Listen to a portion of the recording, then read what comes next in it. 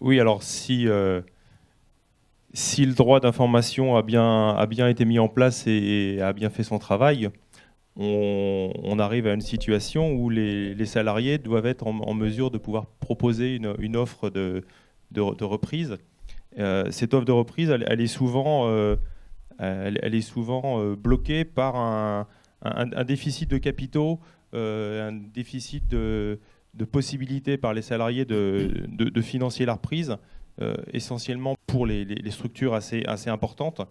Donc le statut de scope d'amorçage qui est proposé dans le projet de loi est destiné à faciliter la reprise par des salariés en permettant un sociétariat transitoire pour une période de 7 ans, de manière à ce que les salariés ne soient pas obligés d'avoir, dès la création de la SCOP, 50% du capital donc détenu par les salariés. Donc ça nécessite l'entrée d'intervenants financiers extérieurs qui n'ont pas vocation, donc, au bout des 7 ans, à rester dans le capital de la coopérative, avec des droits de vote, pour le coup, pendant cette période qui ne sont pas liés au capital, de manière à permettre aux salariés de maintenir la prise de décision.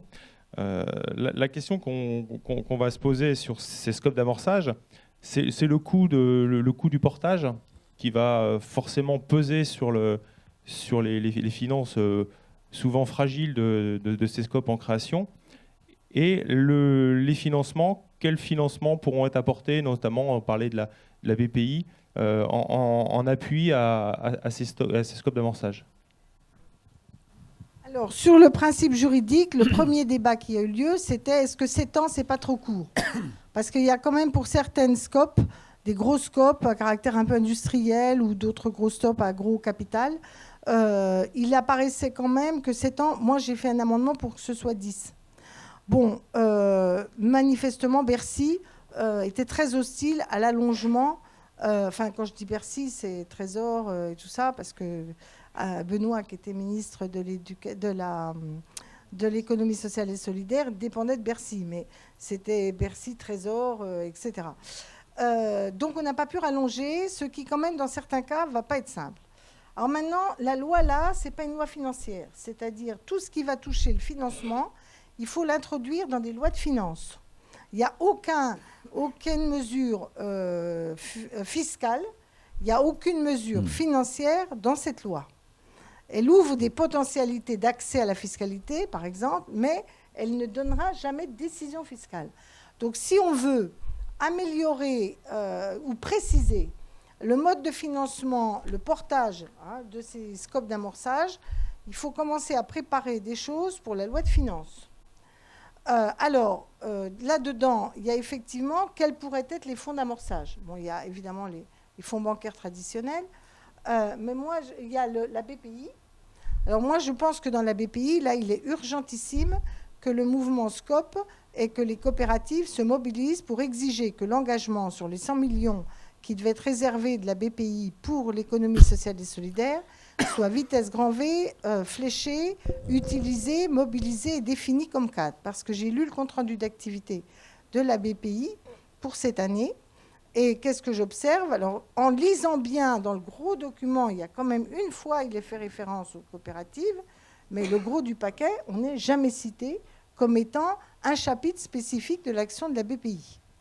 Donc, j'ai déposé une question écrite pour demander au gouvernement de rappeler qu'il était fondamental qu'il y ait un accord cadre sur les 100 millions de la BPI, comment elle va l'utiliser, avec les partenaires de l'économie sociale.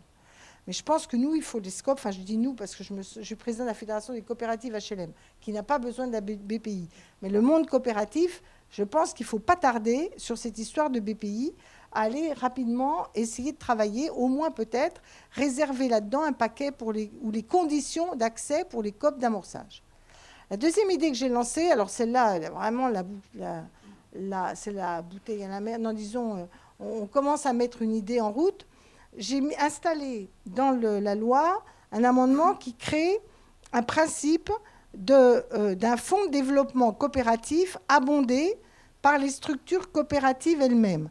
Dans mon idée, dans le rapport, il est fait référence à l'exemple italien où chacun en Italie doit verser X% de son chiffre d'affaires ou de ses bénéfices, pour abonder un fonds collectif qui sert à aider le développement coopératif.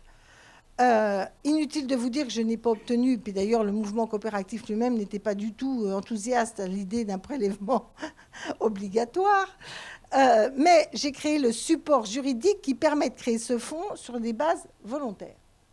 Et je reste convaincue qu'il faut qu'on aille travailler, notamment avec les banques coopératives, avec les grosses coopératives, sur la constitution d'un fonds de cette nature, qui pourrait en particulier, si avec les banques coopératives, quand même, avec tous les profits qu'elles font, je ne passe pas les détails, mais sur les banques coopératives, on n'a pas fait grand-chose pour moderniser le système, dont la transparence apparaît aux yeux de nos concitoyens pas toujours très garantie, parce qu'on parle de l'éthique de l'économie sociale.